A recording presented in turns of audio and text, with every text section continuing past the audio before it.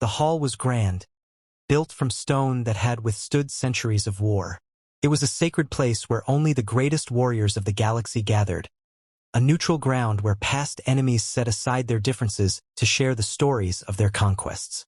The air was thick with the weight of history, of battles won and lost, of the scars that marked each veteran. They had come from every corner of the galaxy, warriors whose names were etched into legends. The reptilian Zalkar, whose battle hymns had echoed across 1,000 war fronts. The insectoid Korath, who waged war with swarms that blotted out the stars.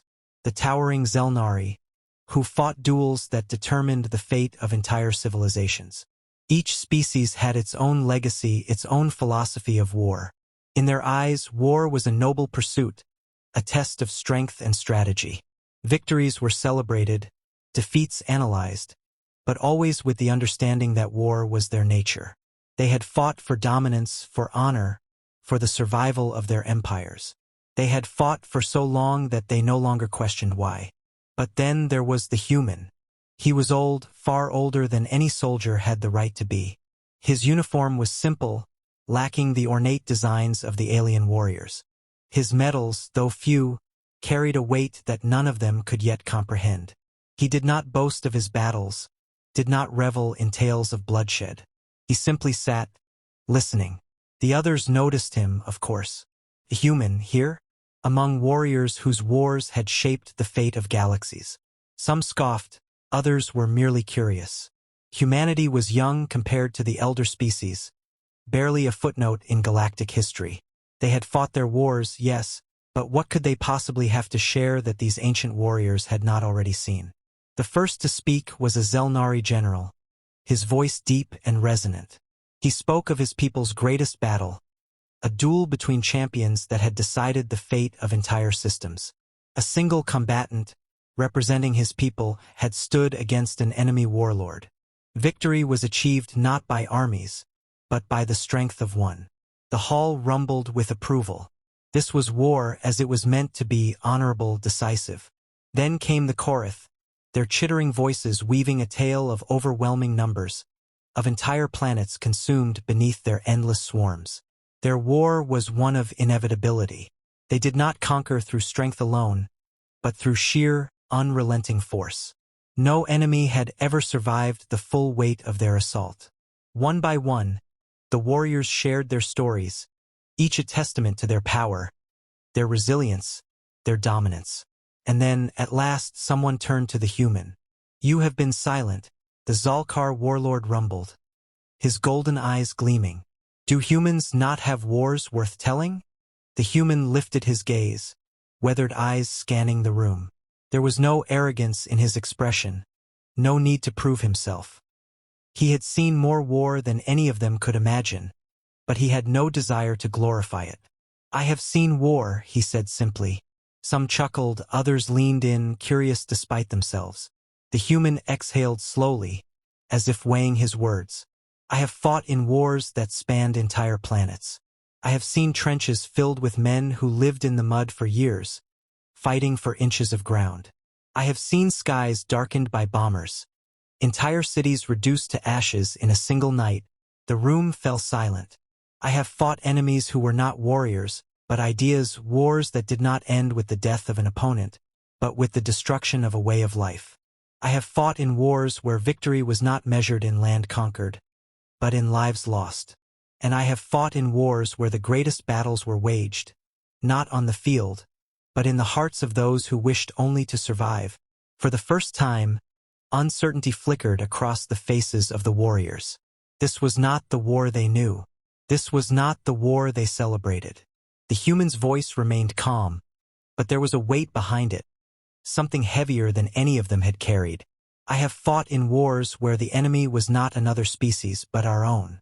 I have seen brothers kill brothers, nations tear themselves apart. I have seen weapons that did not just kill soldiers, but entire generations. I have seen men give their lives not for conquest, not for honor, but simply so that others might live." A Zelnari scoffed, trying to mask his discomfort with derision. "And what is the lesson in such chaos? What pride can be found in such war?" The human's eyes met his, unwavering. There is no pride in war, he said. Only the hope that one day it will not be necessary. For the first time, the warriors of the galaxy did not know what to say. The silence stretched, heavy with unspoken thoughts. The warriors who had gathered to boast of their victories now found themselves unsure of how to respond. The humans' words had not been spoken with pride or arrogance, but with something else, something they did not fully understand. One of the Zalkar, a decorated warlord with scars running across his scaled face, leaned forward. You speak of war as suffering, yet you still fight. Why? The human's gaze was steady. Because war is never about wanting to fight. It is about knowing when you must. A murmur ran through the hall. This was not how they had been taught to see battle. In their cultures, war was a way of life, a demonstration of power, of superiority. The idea of war as something endured rather than embraced was foreign to them. The human continued. I will tell you of a war not for land, not for resources, but for existence itself. When our world stood on the edge of annihilation, and the only choice was to fight or be erased. His voice did not rise, but the weight of it demanded attention. There was an enemy that did not seek negotiation, did not recognize surrender. They came not for conquest, but for destruction. Their fleets burned our skies, their machines walked upon our cities, and for every battle we won, 100 more followed. They were relentless, merciless. Against them we were weak, outnumbered, outmatched, and still we fought. The Zelnari, who had long believed in the strength of champions, narrowed his eyes. A war cannot be won through sheer resistance. The human exhaled. You are right. Resistance alone is not enough. So we adapted. We fought not as warriors seeking glory, but as survivors refusing to die. We turned our cities into traps, our ruins into strongholds. We fought them in the streets, in the shadows, with anything we had. We learned their weaknesses, turned their strength against them.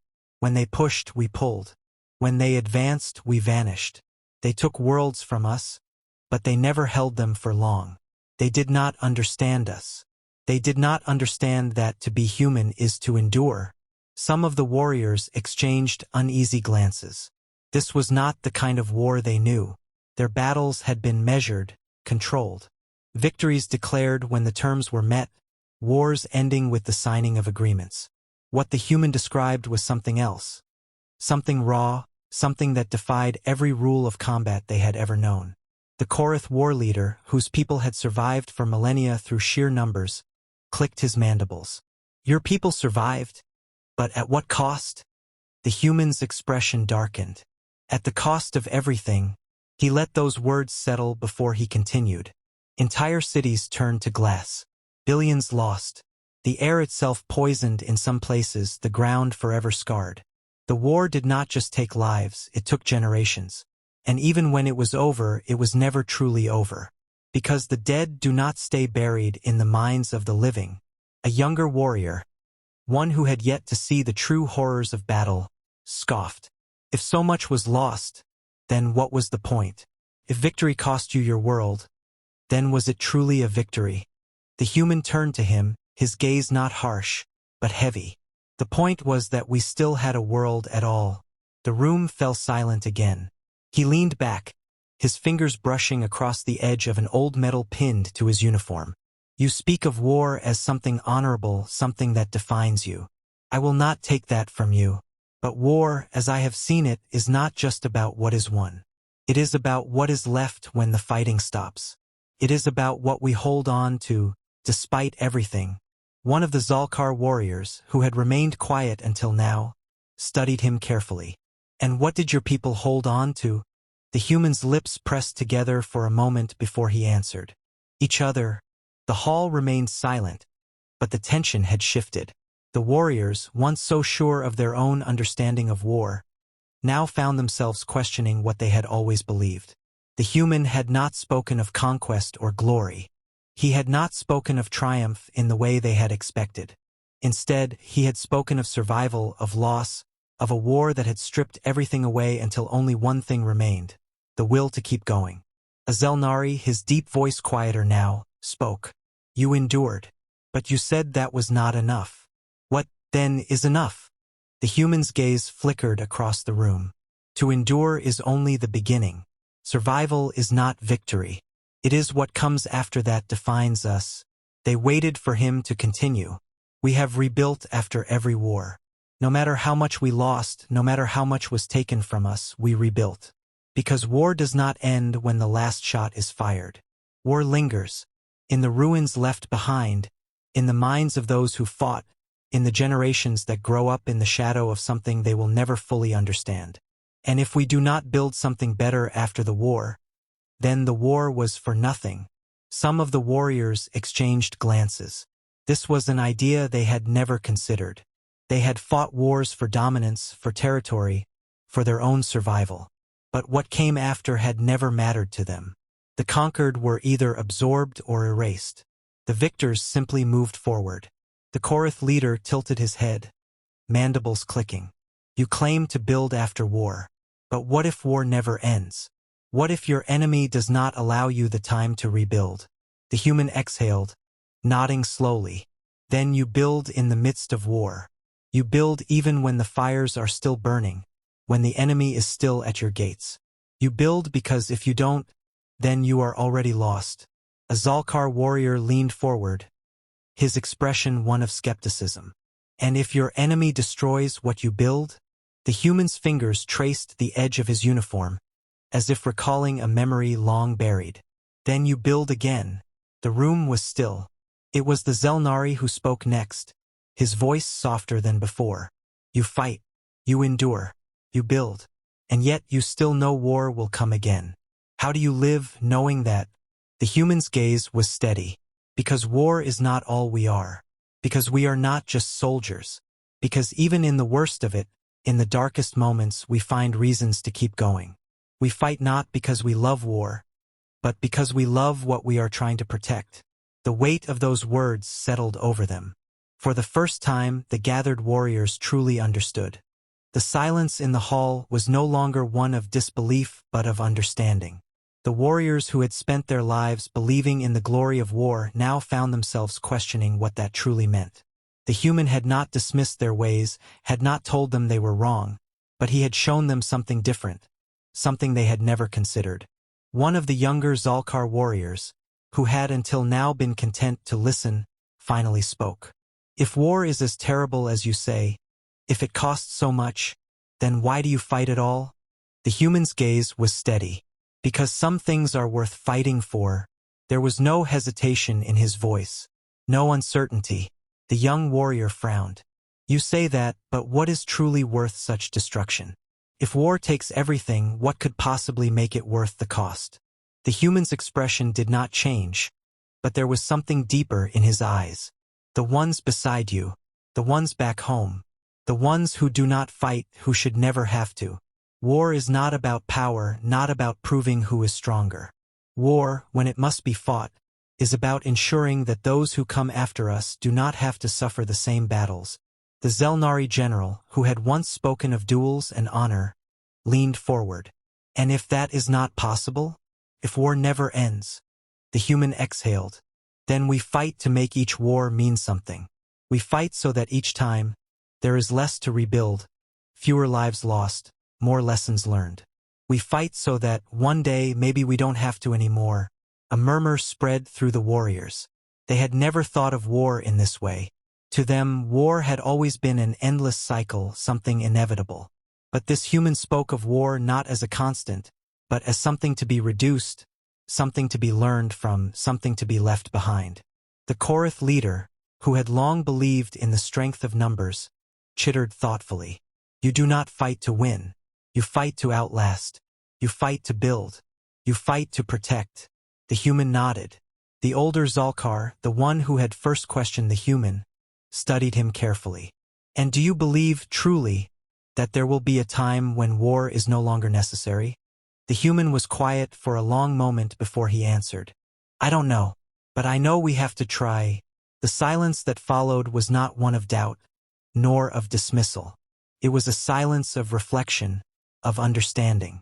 The warriors who had once believed war to be their greatest purpose now saw it in a different light.